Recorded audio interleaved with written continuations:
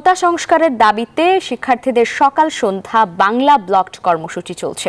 সকালে ঢাকা বিশ্ববিদ্যালয়ের কেন্দ্রীয় লাইব্রেরির সামনে জড়ো হতে শুরু করেছেন শিক্ষার্থীরা। এক দফা দাবি বাস্তবায়নে আজকের এই কর্মসূচি পালন করছেন তারা। সড়ক ও রেলপথ বন্ধ করে এই কর্মসূচি পালন করবেন তারা। একই সঙ্গে দেশের বিভিন্ন বিশ্ববিদ্যালয়, কলেজ ও গুরুত্বপূর্ণ সড়ক অবরোধের পরিকল্পনা রয়েছে আন্দোলনকারীদের। এদিকে কোটা বাতিলের পরিপত্র অবৈধ ঘোষণার রায়ের বিরুদ্ধে রাষ্ট্রপক্ষের আবেদনের ওপর প্রধান বিচারপতি মোহাম্মদ ওবায়দুল হাসানের নেতৃত্বাধীন পূর্ণাঙ্গ বেঞ্চে আজ শুনানি হওয়ার কথা রয়েছে। কোটা আন্দোলনের বিষয়টি সমাধানে সবাই এখন তাকিয়ে সর্বোচ্চ আদালতের দিকে। শিক্ষার্থীরা জানান, আদালতের রায়ের সাথে তাদের কোনো সম্পৃক্ততা নেই।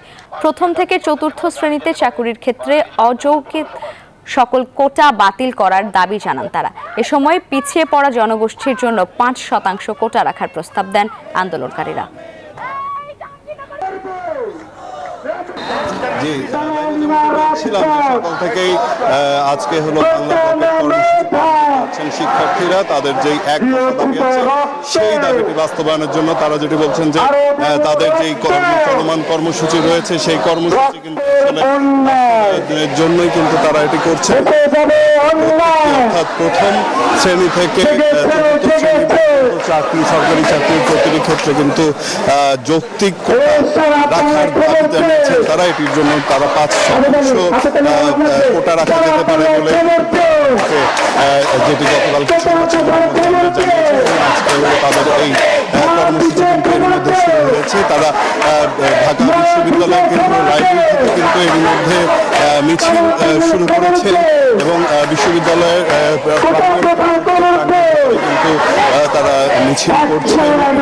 তাদের যে দাবিটি রয়েছে সেটি কিন্তু বাস্তবায়ন যাতে করা হয় সেটার জন্য কিন্তু তারা বারবার স্লোগান দিচ্ছে। তো আমার আরেক সহকর্মী রয়েছে হাসান ওয়ালি শাহবাগে, সেখানে সরাসরি যুক্ত হব সেখানকার অবস্থা জানতে। ওয়ালি, শাহবাগের বর্তমান পরিস্থিতি কি? সেখানে তো আরো একটি সংগঠনের আসলে আছে অবস্থান কর্মসূচি পালন করার কথা, সেখানকার সবচেয়ে পরিস্থিতি যদি আমাদের জানান।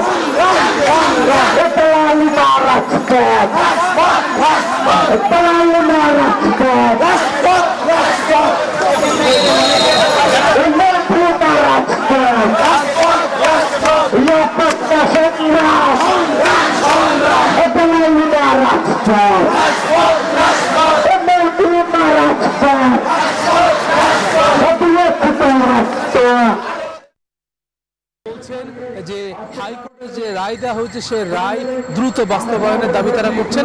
একই সঙ্গে তারা মুক্তিযোদ্ধাদের কটূক্তির বিরুদ্ধে রাজপথে নেমেছেন বলে আমাদেরকে জানিয়েছেন। তারা বলছেন সামাজিক যোগাযোগ মাধ্যমে যারা কোটা বিরোধী আন্দোলন করছেন তারা মুক্তিযোদ্ধা একই সঙ্গে বঙ্গবন্ধুকে নিয়ে কটূক্তি করছেন, সেটির শাস্তি তারা দাবি করছেন। একই সঙ্গে যেই আদালত কর্তৃক মুক্তিযোদ্ধা 30% কোটা যেটি বহাল রাখা হয়েছে তার জন্য তারা অভিনন্দন জানাচ্ছেন। একই সঙ্গে রায় দ্রুত সময়ের মধ্যে পরিপত্র জারি করার আহ্বান জানাচ্ছেন। সেই দাবিতে কিন্তু আজকে অবস্থান কর্মসূচিতে অংশ নিয়েছেন এখানে বিভিন্ন সংগঠনের নেতৃবৃন্দ। আমরা মুক্তিযুদ্ধ মঞ্চ যেমন দেখছি, বীর মুক্তিযুদ্ধ সন্তান কমান্ড দেখছি, বিভিন্ন সংগঠনের ব্যানারে 10টার আগে থেকে কিন্তু এই জায়গাটিতে অবস্থান নিয়েছেন জাতীয় জাদুঘরের সামনে। তারা বলছেন হাইকোর্ট কর্তৃক যে পুনর্বহাল করা হয়েছে সেটি যাতে করে আইন হিসেবে দ্রুত সময়ের মধ্যে পরিপত্র জারি করা হয় এবং সেই দাবি তাদের যাতে করে কোনোভাবে এটি যাতে প্রত্যাহার না করা হয় সেই দাবি নিয়ে তারা রাজপথে নেমেছেন। তারা বলছেন যে কোটা বিরোধী যে আন্দোলন করছে শিক্ষার্থীরা, সেখানে মুক্তিযুদ্ধকে অপমান করা হচ্ছে, মুক্তিযোদ্ধাদেরকে অপমান করা হচ্ছে এমন অভিযোগ তারা করছেন। তারা সামাজিক যোগাযোগ মাধ্যমে নানান পোস্টকে সামনে এনেছেন যে তাদের দাবি যে আন্দোলনকারীরা এই ধরনের কটূক্তি করছেন, যার ফলে কিন্তু আসলে তারা রাজপথে নেমেছেন এবং তারা বলছেন যে তাদের যে দাবি বাস্তবায়ন না হওয়া পর্যন্ত তারা যে অবস্থান কর্মসূচি সেই অবস্থান কর্মসূচিতে তারা অটুট থাকবেন। দর্শক, আপনারা জানেন যে বিভিন্ন জায়গায় কোটা বিরোধী আন্দোলন শিক্ষার্থীরা রাজপথে নেমেছেন। ঢাকা আরিচা মহাসড়ক অবরোধ করেছে জাহাঙ্গীরনগর বিশ্ববিদ্যালয়ের শিক্ষার্থীরা। সেখানে আছেন সহকর্মী নাজমুল হাসান। নাজমুল জানাবেন সেখানকার সবশেষ।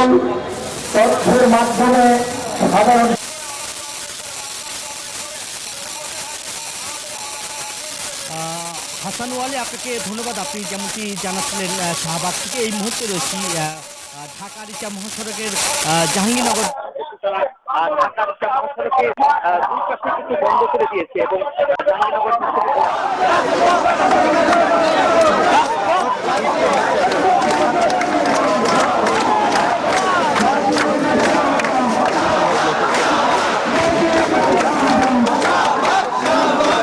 প্রতিষ্ঠানের নেতৃত্বে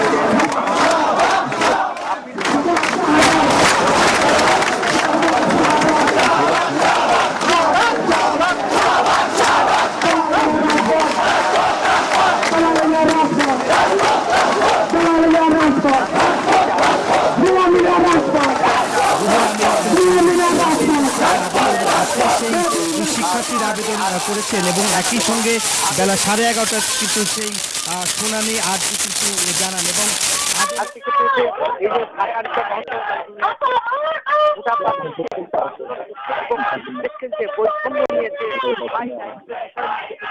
রাস্তাতে রয়েছে এবং দেখতেই পাচ্ছেন যে এখানে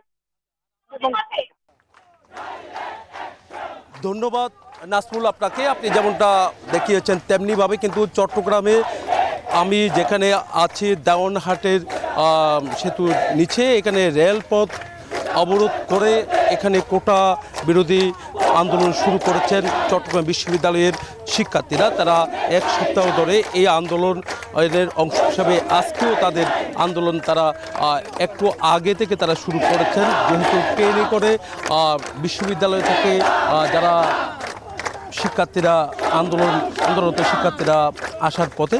তবে এখানে যারা আছে তারা কিন্তু আমরা দেখছি রেলপথে দাঁড়িয়ে তারা বিক্ষোভ শুরু করেছেন।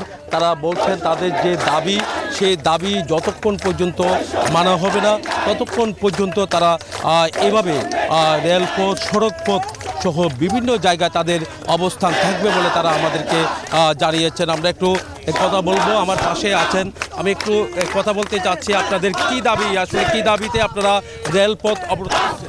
আমরা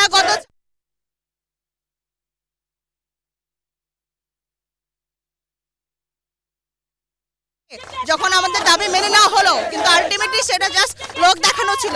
এর পরবর্তীতে দেখা গেছে আমাদের এটা আবার তৈরি করতে হয়েছে, কারণ এই বৈষম্যটা থেকে গেছে মেধা আর কোটার মধ্যে যে